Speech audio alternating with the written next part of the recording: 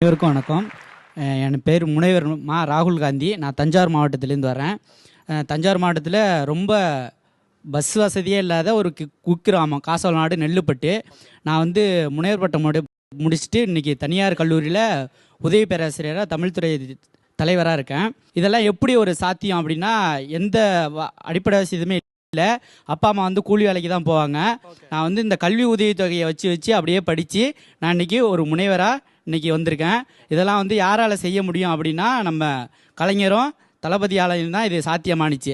ஆனால் ஊரில் எல்லாரும் எப்படி முனைவர் பட்டம் படிக்கிறது, சாப்பாட்டுக்கே வழி இல்லை அப்படிலாம் பேசிகிட்டு இருந்தாங்க.